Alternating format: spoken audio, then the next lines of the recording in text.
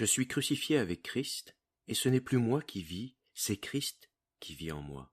Galates 2:20. Quand Jésus nous dit de prendre sa croix, c'est toujours comme signe distinctif d'un vrai disciple.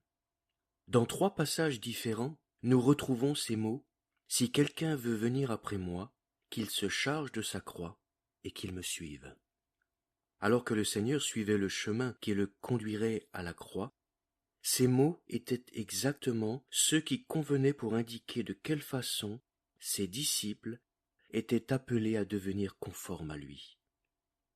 Les chrétiens se méprennent souvent sur le sens de cet ordre du Seigneur quand ils pensent que se charger de sa croix concerne seulement les aléas et les épreuves de la vie.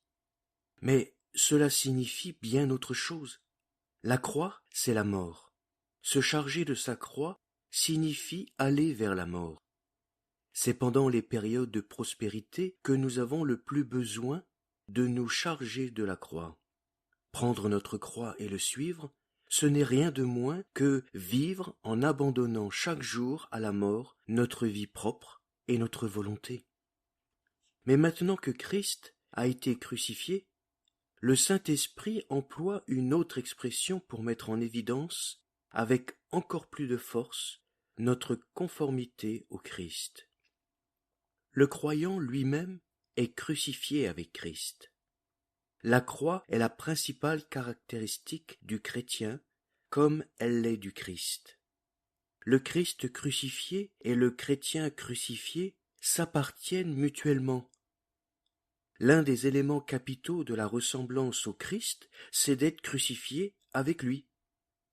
Quiconque désire être semblable au Christ doit donc chercher à comprendre le sens caché de la communion avec sa croix et demander la grâce de Dieu de pouvoir le vivre par la révélation du Saint-Esprit. Afin de comprendre cela, écoutons attentivement ce que dit l'Écriture. « Je suis crucifié avec Christ, dit Paul, ce n'est plus moi qui vis, c'est Christ qui vit en moi. Par la foi en Christ, nous devenons participants de la vie de Christ, une vie qui est passée par la mort de la croix et dans laquelle la puissance de cette mort est toujours à l'œuvre. Quand je reçois cette vie, je reçois en même temps la pleine puissance de la mort de la croix, agissant en moi tous les jours de ma vie avec une efficacité éternelle.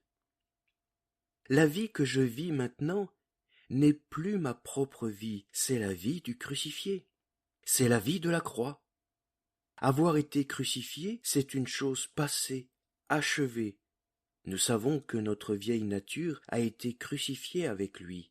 Romains 6:6. Ceux qui sont au Christ Jésus ont crucifié la chair. Galates 5, verset 24.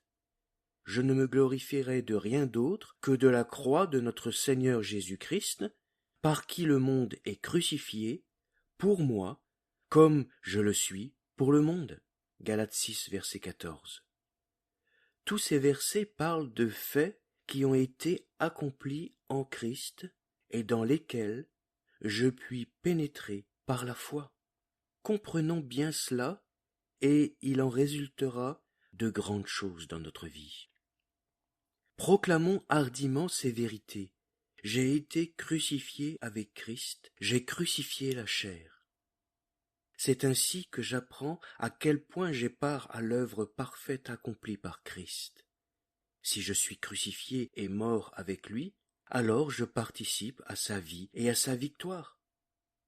Je comprends enfin quelle attitude je dois prendre pour que la puissance de cette croix et de cette mort puisse se manifester en mortifiant, c'est-à-dire en maintenant dans la mort le vieil homme et la chair, en réduisant à l'impuissance le corps du péché. Romains 6, verset 6. Il me reste encore, il est vrai, un grand travail à faire, mais ce travail, ce n'est pas de me crucifier moi-même, puisque j'ai déjà été crucifié en Christ. Le vieil homme a été crucifié, c'est l'Écriture qui le dit. Mais ce qu'il me faut faire maintenant, c'est de continuer à le considérer et à le traiter comme tel, sans lui permettre de redescendre de la croix. Je dois me maintenir dans cette situation de crucifié. Je dois garder ma chair dans cette condition de crucifié. Pour bien saisir la force de ceci, je voudrais préciser un point important. J'ai été crucifié et je suis mort. Quant au vieil Adam, il a été crucifié, mais il n'est pas encore mort. Quand je me suis donné à mon Sauveur crucifié, je lui ai tout remis, mon péché, ma chair, toutes choses, et il m'a pris tout entier dans sa victoire. Mon moi, ma nature corrompue, et il a tout pris sur lui dans sa crucifixion. Mais il faut faire ici une distinction. Dans sa communion, j'ai été libéré de la vie de la chair, je suis mort avec lui. Au cœur même de mon être, j'ai reçu une vie nouvelle, Christ vivant en moi. Mais la chair dans laquelle je suis encore, le vieil homme qui a été crucifié avec lui, est bien condamné à la malédiction de la mort, mais il n'est pas encore mort.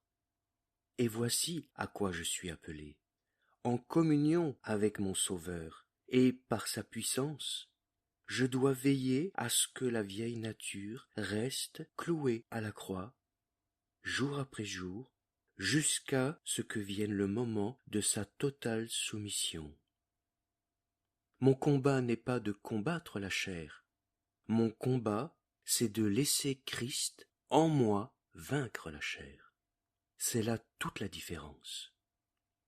Mon frère, prie pour que le Saint-Esprit te révèle ce qu'est ton union avec le crucifié. J'ai été crucifié avec Christ, je ne me glorifierai de rien d'autre que de la croix de notre Seigneur Jésus-Christ, par qui le monde est crucifié pour moi, comme je le suis pour le monde. Saisis ces paroles de la Sainte Écriture, et par la méditation, la prière, la révélation du Saint-Esprit, par la vie de Christ en toi, prends-en possession avec un cœur qui s'attend au Saint-Esprit et lui demande de les rendre vivantes et agissantes en toi. Il n'y a pas d'autre chemin. Ces choses spirituelles ne peuvent venir que du Saint-Esprit. Considère-toi toi-même à la lumière de Dieu comme ce que tu es en vérité, crucifié avec Christ. Tu recevras alors la grâce de posséder la seconde chose dont tu as besoin pour vivre comme un crucifié en qui Christ habite. Tu seras capable de considérer en toutes circonstances la chair et le monde comme cloués à la croix et de les traiter comme tels. C'est à ce moment-là que tu seras vainqueur. Lorsque tu laisses la croix dominer ton vieil homme, par là même tu permets à Christ en toi-même de manifester toute sa puissance. Être crucifié avec Christ, c'est être affranchi de la puissance du péché. C'est être un racheté, un vainqueur. Rappelle-toi que le Saint-Esprit a été donné tout spécialement pour glorifier Christ en toi, pour le révéler au-dedans de toi, pour te faire prendre possession de tout ce qui est en Christ pour toi, ton héritage. Ne te contente pas, comme beaucoup d'autres, de ne connaître que la puissance d'expiation de la croix. Il y a plus encore à connaître que le salut. La gloire de la croix, c'est qu'elle est le chemin qui mène à la vie. Non seulement pour Jésus, mais aussi pour nous. C'est qu'à chaque instant, elle peut devenir pour nous la puissance qui triomphe du péché, du monde et de la mort, la puissance qui nous maintient dans la vie et dans la vie éternelle. Apprends de ton Sauveur l'art de te servir ainsi de la croix.